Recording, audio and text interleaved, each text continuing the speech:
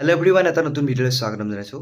আজিৰ ভিডিঅ'টো মই আপোনালোকক ক'বলৈ গৈ আছোঁ যে যিহেতু আমাৰ হাতত মাত্ৰ এমাহ সময় আছে ইণ্টাৰভিউৰ কাৰণে। চ' এই এমাহ সময়ত আপোনালোকে কেনেকৈ সতৰ্কতা অৱলম্বন কৰিব, কাৰণ বৰ্তমান সময়খিনি আপোনালোকৰ কাৰণে খুব অমূল্য সময়। এই সময়খিনিত যদি আপোনালোকে এটা সাধাৰণ যদি ভুল এটা কৰে, তেতিয়াহ'লে আপোনালোকৰ সপোন পূৰণ নহ'ব বা সপোনটো পূৰণ কৰিব নোৱাৰিব। গতিকে কি সাৱধানতা ল'ব যাতে আপোনালোকে আগন্তুক দিনত বা ইণ্টাৰভিউ সময়লৈকে আপোনালোকে সুস্থ হৈ থাকিব পাৰে বা আপোনালোকে ভালকৈ ইণ্টাৰভিউটো দিব পাৰে। গতিকে ভিডিঅ'টো সম্পূৰ্ণকৈ চাব, বহুখিনি কথা আপোনালোকে ভিডিঅ'টোৰ জৰিয়তে গম পাব। প্ৰথম কথা চাওক, আপোনালোকৰ কাৰণে চান্স বাৰে বাৰে নাহে, আৰু হয়তো এইবাৰ ইণ্টাৰভিউটো বহুতৰ কাৰণে লাষ্ট চান্স, বা বয়সৰ ক্ষেত্ৰত যদি চাব যায় হয়তো বহুতৰ কাৰণে এইবাৰ লাষ্ট চান্স। গতিকে এনেকুৱা চান্স আপোনালোকৰ বাৰে বাৰে নাহে, আৰু ভেকেঞ্চিও যথেষ্ট আছে। গতিকে আপোনালোকে এইবাৰ যদি চাকৰিটো ল'ব পাৰে বা এইবাৰ যদি আপোনালোকে 100% দিব পাৰে, হয়তো আপোনালোকৰ এই কষ্টখিনি আৰু বাৰে বাৰে কৰি থাকিব নালাগে, আপোনালোকে সুন্দৰকৈ এটা চাকৰি পাই যাব। গতিকে চান্স বাৰে বাৰে নাহে, এইবাৰে আপোনালোকৰ ফুল চান্স আছে বুলি ধৰি লওক। গতিকে এইবাৰ আপোনালোকে চান্সটো নেহেৰাব, আপোনালোকে সম্পূৰ্ণ চেষ্টা কৰক, সম্পূৰ্ণ যুঁজ দিয়ক, মনৰ পৰা দেহৰ পৰা সকলো ফালৰ পৰা আপোনালোকে এই ইণ্টাৰভিউটোত ঢালি বাকি দিয়ক যাতে আপোনালোকে চাকৰিটো পায়। এতিয়া চাওক, এই সময়খিনিত আপোনালোকে খুব টাইম দিছে, খুব ইণ্টাৰভিউৰ কাৰণে আপোনালোকে যো-জা কৰি লাগি দিছে, ফিল্ডত গৈছে। এই সময়খিনিত আপোনালোকৰ শৰীৰত ইঞ্জুৰিৰ চান্স বহুত হ'ব। আপোনালোকে লং জাম্প মাৰিব, লং জাম্পত বহুতৰে এনেকুৱা হ'ব যে ভৰিত দুখ পাব বা তেনেকুৱা হ'ব, ৰানিং কৰোঁতে কি হ'ব, ভৰিত মোচকা খাব বা তেনেকুৱা প্ৰব্লেম হ'ব। গতিকে সেই কথাখিনি আপোনালোকে গুৰুত্ব দিব লাগিব।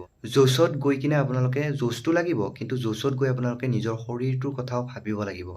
আপোনালোকে যদি এই সময়খিনিত সম্পূৰ্ণ য'চ দি থাকি আপোনালোকে যদি অকণমান সতৰ্কতা নলয়, তেতিয়াহ'লে কিন্তু আপোনালোকে সেই য'চখিনি যিখিনিৰ কাৰণে আপোনালোকে কৰি আছে সেইখিনি আপোনালোকে ইউজ কৰিব নোৱাৰিব, সেই কষ্টখিনি অথলে যাব। গতিকে এই সময়খিনি আপোনালোকৰ কাৰণে খুব ইম্পৰ্টেণ্ট সময়।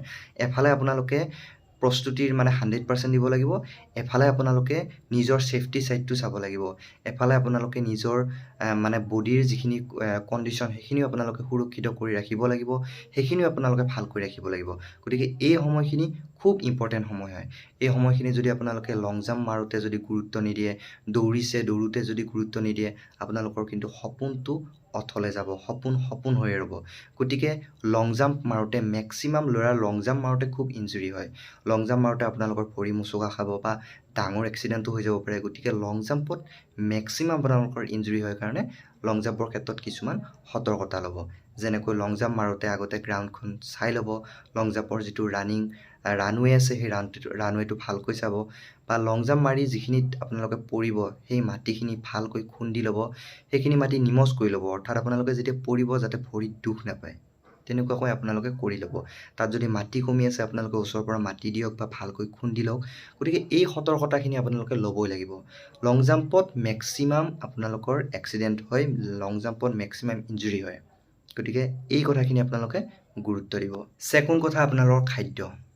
এই সময়খিনিত ভাল খাদ্য খোৱাটো খুব ইম্পৰ্টেণ্ট হয়। আপোনালোকে যিমান পাৰে আপোনালোকৰ বাহিৰৰ যিবিলাক খাদ্য আছে সেই খাদ্যবিলাক ত্যাগ কৰক, ঘৰৰ খাদ্য খাওক, ফল মূল যদি আছে ফল মূল বেছিকৈ খাওক, শাক পাচলি বেছিকৈ খাওক, তেতিয়াহ'লে আপোনালোকৰ বডিত এনাৰ্জিটো থাকিব।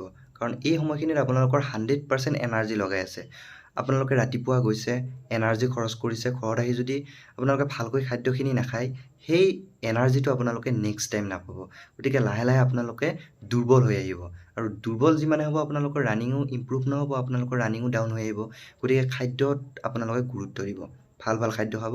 আৰু যিসকলে ধৰা হ'ল চিগাৰেট খায়, বিড়ি খায়, তেনেকুৱা ধৰণৰ যিবিলাক আছে, তেখেতসকলে এইকেইদিন এটলিষ্ট সেইবিলাক বাদ দিয়ক। নিজৰ সপোনটোৰ কাৰণে অকণমান ত্যাগ কৰিব লাগিব। কিবা এটা বস্তু হেৰালেহে আপোনালোকে কিবা এটা বস্তু পাব। গতিকে কিছুমান কথা আপোনালোকে ত্যাগ কৰিব লাগিব। গতিকে সেই কথাখিনিও গুৰুত্ব দিব, আৰু খুব বেছিকৈ পানী খাব। কাৰণ পানী খালে আপোনালোকৰ প্ৰথম কথা আপোনালোকৰ বডিটো হাইড্ৰেটেড হৈ থাকিব, আপোনালোকৰ পেটৰ কোনো গণ্ডগোল নহ'ব। আৰু আপোনালোকে যিটো ৰানিং কৰোঁতে আপোনালোকৰ খুব ঘাম ওলায়, আৰু যেতিয়া ঘাম ওলাব তেতিয়া আপোনালোকৰ দেহাটো দুৰ্বল হৈ পৰিব। গতিকে তাৰ বিপৰীতে আপোনালোকে কি কৰিব লাগিব, প্ৰচুৰ পৰিমাণে পানী খাব লাগিব। বহুতেই কি কৰে, ভাত খাওঁতে পানী খাই লয় আৰু দিনত ইমানখিনি পানী নাখায়, কিন্তু সেইটো নহয়। আপোনালোকে দিনত নিজৰ বডি হিচাপত পৰ্যাপ্ত পৰিমাণৰ পানী খাওক, আৰু যিহেতু ৰানিং কৰি আছে আপোনালোকৰ এক্সেছ আপোনালোকৰ কি হৈ আছে, বডিৰ পৰা ঘাম হিচাপত পানী ওলাই আছে। গতিকে সেই পানীখিনি আপোনালোকে প্ৰতিপূৰণ কৰি দিয়ক। গতিকে এইখিনি কথা আপোনালোকে গুৰুত্ব দিব। খাদ্য আৰু পানীৰ ক্ষেত্ৰত আপোনালোকে এই কথাখিনি গুৰুত্ব দিব, কাৰণ বেছি দিন নাই, সপোনটো আপোনালোকে পূৰণ কৰিব লাগিব। থাৰ্ড মষ্ট ইম্পৰ্টেণ্ট কথা হৈছে যে আপোনালোকৰ টোপনি। এইকেইদিন আপোনালোকে ৰাতি বিচনাত শুই মোবাইল চোৱা অভ্যাসটো বন্ধ কৰিব লাগিব। আপোনালোকে এইকেইদিন অলপ ভালকৈ টোপনি ল'ব লাগিব। তেতিয়াহে আপোনালোকে ৰাতিপুৱা উঠি আপোনালোকে ফ্ৰেছ ফিল কৰিব। যদি আপোনালোকে ৰাতি 12টা-1টালৈকে মোবাইল চাই থাকে, তেতিয়াহ'লে কিন্তু আপোনালোকৰ টোপনিটো ভাল নহ'ব। কাৰণ ৰাতিপুৱা উঠি আপোনালোকে ফিল্ডত যাব, দিনত আপোনালোকে টোপনি ফিল কৰি থাকিব। গতিকে তেনেকুৱা নহয়, আপোনালোকে ৰাতিৰ যিটো টোপনি হয় সেইটো ভালকৈ লওক। ৰাতিৰ টোপনিটোৱে মানুহক বহুতখিনি সহায় কৰে, বহুতখিনি এনাৰ্জেটিক কৰি ৰাখে। গতিকে আপোনালোকে ৰাতিৰ টোপনিটো ভালকৈ লওক। দিনত আপোনালোকে কি কৰিছে কি নকৰিছে সেইটো বাদ দিয়ক, কিন্তু ৰাতি এটলিষ্ট আপোনালোকে 7 ঘণ্টা 8 ঘণ্টা যিমানখিনি পাৰে আপোনালোকে ভালকৈ টোপনি মাৰক। ৰাতিপুৱা চাব আপোনালোকে ৰানিং কৰিব যোৱাৰ সময়ত আপোনালোকৰ বডিটো একদম ফ্ৰেছ হৈ থাকিব। গতিকে এই কথাখিনি গুৰুত্ব দিয়ক। ৰাতি বহুত দেৰিলৈকে মোবাইল চলাই আপোনালোকে সময় নষ্ট নকৰিব। তেনেকুৱা কৰিলে আপোনালোকৰ নিজৰ লোকচান হ'ব। গতিকে এইখিনি আছিলে আজিৰ ভিডিঅ'টোত। যদি ভিডিঅ'টো ভাল পাইছে তেতিয়াহ'লে লাইক কৰি দিব, শ্বেয়াৰ কৰি দিব, আৰু এতিয়ালৈকে যদি চেনেলটো ছাবস্ক্ৰাইব কৰা নাই তেতিয়াহ'লে চেনেলটো ছাবস্ক্ৰাইব কৰি ৰাখিব। আৰু মই আপোনালোকৰ কাৰণে পৰৱৰ্তী সময়ত ইংলিছৰ কিছুমান ক্লাছ লৈ আহিম। আপোনালোকৰ এছাম পুলিচৰ SI কাৰণেও কামত আহিব, লগতে কনষ্টেবল যিসকলে দিব তেখেতসকলৰ ৰিটেন এক্সামৰ কাৰণে যিখিনি ইংলিছ লাগে সেই ইংলিছৰ আপোনালোকৰ ওচৰত মই ক্লাছ লৈ আহিম। গতিকে আপোনালোকে চেনেলটো ছাবস্ক্ৰাইব কৰি ৰাখিব। আগলৈকে আপোনালোকে সেই ক্লাছবিলাক পাই থাকিব। গতিকে আজিলৈকে এইখিনি আছিলে। তো পুনৰ এটা নতুন ভিডিঅ' লৈ আহিম। তেতিয়ালৈকে থেংক ইউ।